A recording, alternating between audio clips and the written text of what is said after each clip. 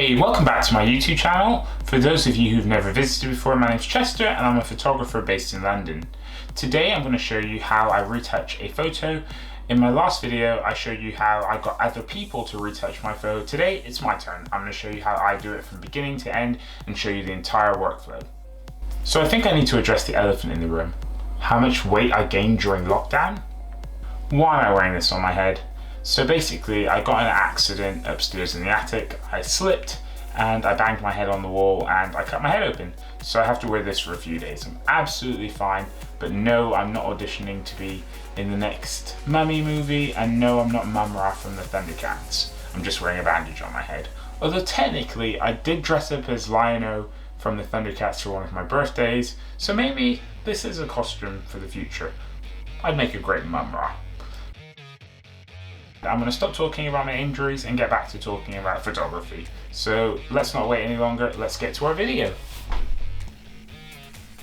I start off by opening the raw file in Photoshop. It opens in the Camera Raw editor. Start off by clicking the eyedropper tool in the eyes. This is done to adjust the white balance. I also adjust the temperature and the tint of the photo. Then I adjust settings like the brightness, the contrast, the shadows, just so that I get the sort of contrast I want in the image.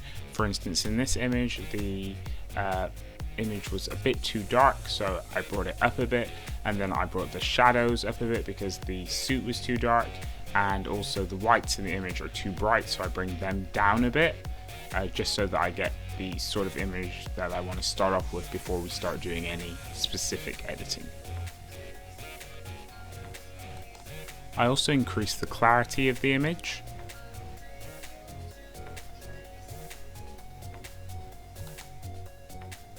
You can toggle the eye on and off so you can see a before and after of the image. Shows you what the image looks like before and after you applied the Camera Raw settings.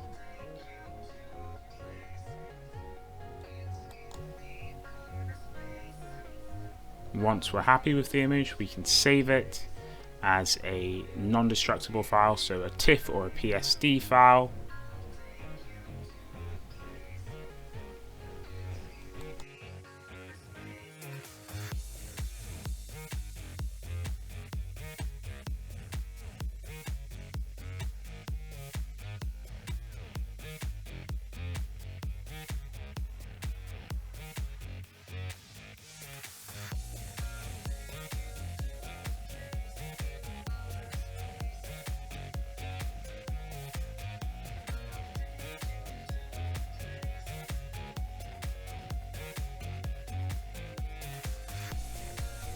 So the first thing we do is we create an adjustment layer, and then we use the spot healing tool to get rid of any blemishes.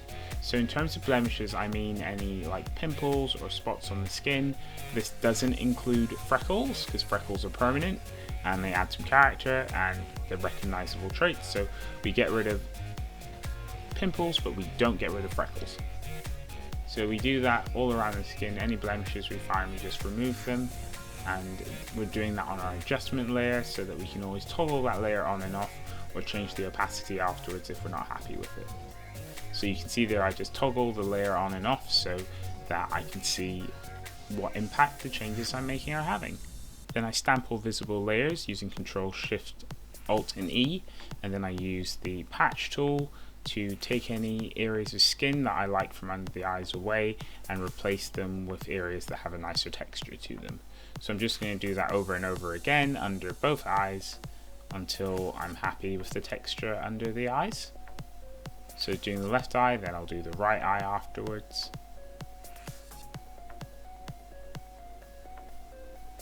And once that's done, I'll press Control, Shift, Alt and E again, and that will create another layer on top, another stamped layer, which has all the visible layers together.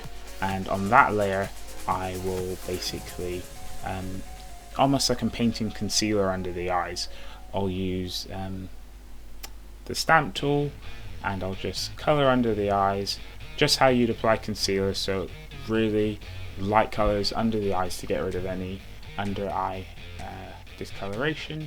And I'll do that on both eyes. You're probably thinking this looks really fake. but don't worry, it will look better in a second because we're going to change the opacity. So do both eyes, and it's very similar to how a makeup artist would apply concealer, but we're doing it's much thicker so that we can reduce the opacity and get a nice natural look.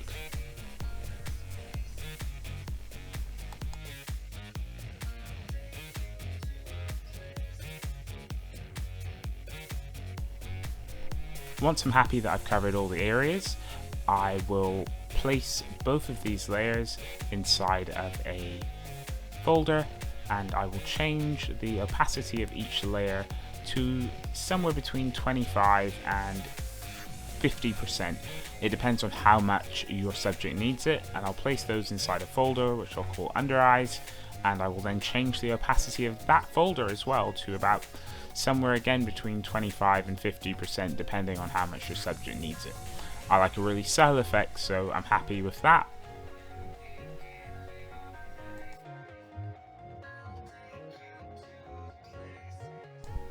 Again, we're going to use Control, Alt, Shift and E to stamp all visible layers.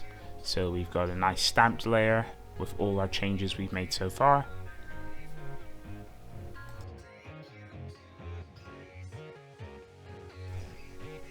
So the next step is adjusting the highlights and the shadows in the image.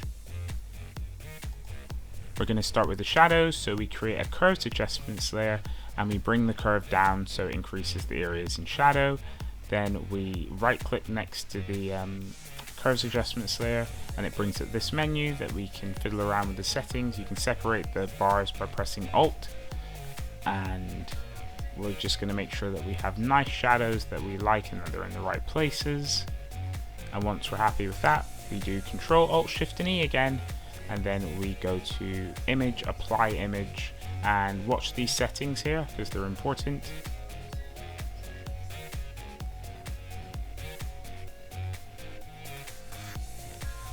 Then once we're happy, we click OK.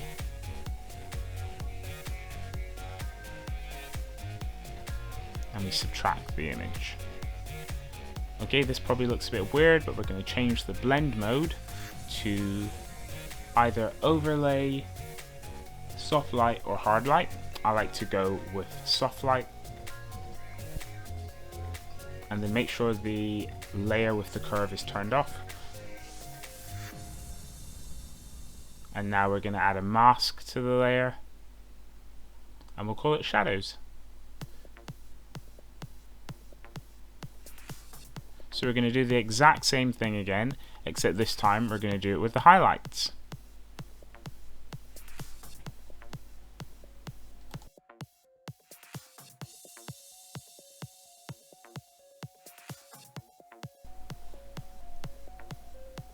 Again, we're just adjusting so that we're happy with the highlights in the image. Then we're going to go to Apply Image and change the blend mode.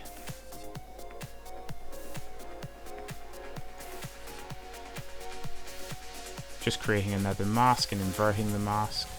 And now we can delete both of our curves layers because they're not needed anymore. So we're just going to call this layer Highlights.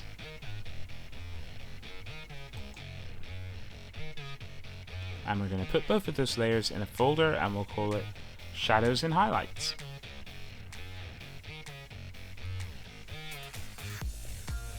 So just expanding those layers, and basically we're going to the layer mask and we're going to color in white on the mask any areas that we want to be in highlights on the highlights layer, and then the shadows layer will highlight any areas of the mask that we want to be in shadow. So we'll just color in those areas. You can change the opacity of the brush to make the effect stronger or weaker. So generally I add highlights under the eyes and on the eyes themselves and on the bridge of the nose. I might also add some on the chin and on the forehead. And in terms of shadows, I add these on the sides of the nose, and I do shadows on the cheekbones just to give a more defined look. You can also add some shadows to the hair and some highlights to areas of the hair that you think need them.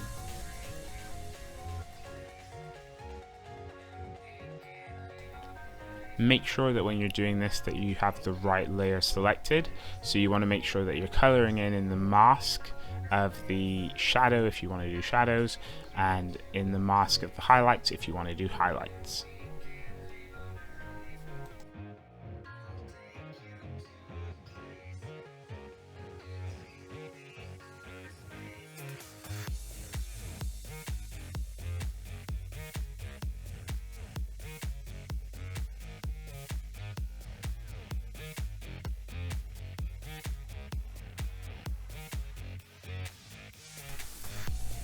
Again, I'm going to stamp all visible layers by Control Alt Shift and E. I'm just toggling them on and off so I can see all the changes I've made so far and what sort of impact it's having.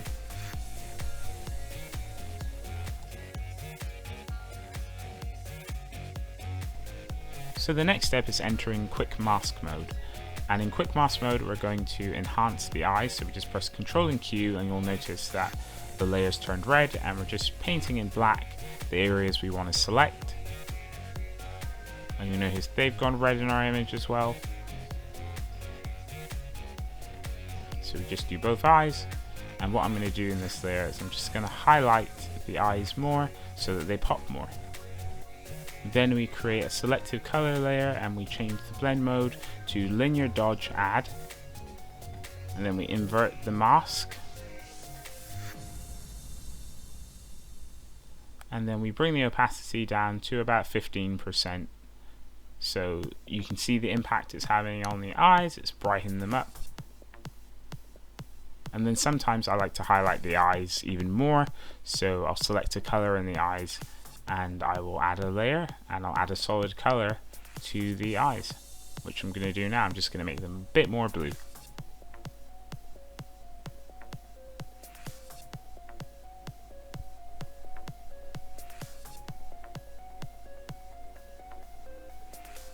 So I pick the blue that I like, and I'm just going to copy the layer and replace it. So the same layer I used for the eyes before, I'm using the exact same layer, and I do this by just holding the previous layer, holding Control and dragging it across to the new layer, and it copies the mask over. I'll just change the opacity of the solid color so that it looks more natural, because this doesn't look natural at all at the moment, but don't worry, once you lower the opacity it's a subtle change, and yeah, I quite like that.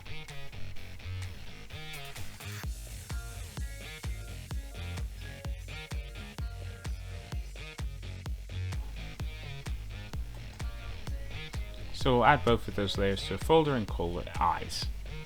The next step is going to be doing some skin retouching. I'm not doing beauty, so I wouldn't do like intense dodging and burning. I have some actions that I use for skin by Sparkle Stock. So then I apply those actions to the parts of the image that I want to retouch. And it's just a general, just making them a bit smoother, the skin. And again, we change the opacity afterwards so that we still have pores and so that we still have a quite natural look.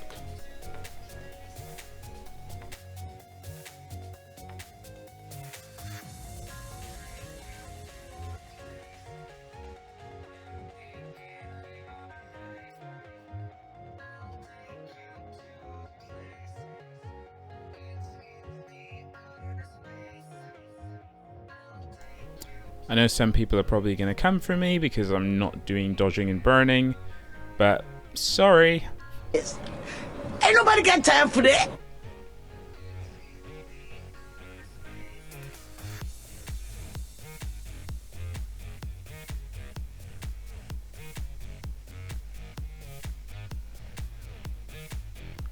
Then I use an action for reducing the redness in the image, so just under the eyes, and probably the ears could also do with a bit of reducing the redness, and I just paint on the areas that I want to reduce the redness.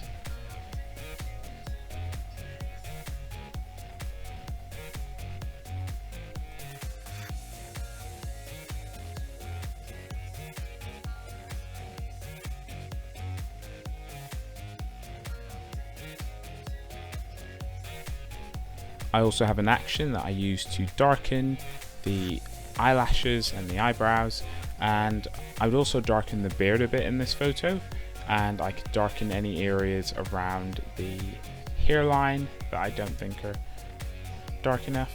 So I'll just add some contrast to the image, and I just toggle that on and off so I can see what effect it's having.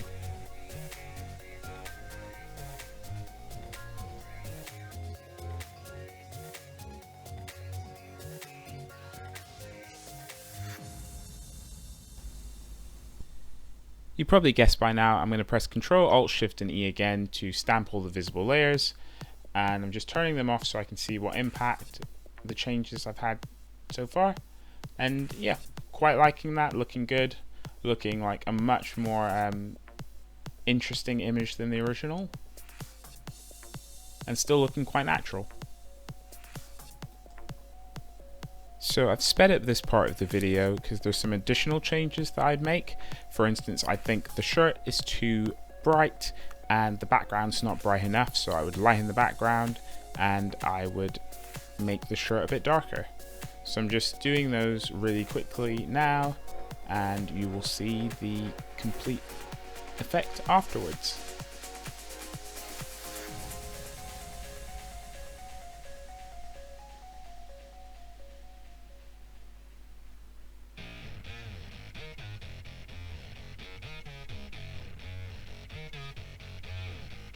So here's our before and our after image. Before on the left, after on the right. Thank you for watching my video. If you liked it, please subscribe and leave a comment down below. Have a great day.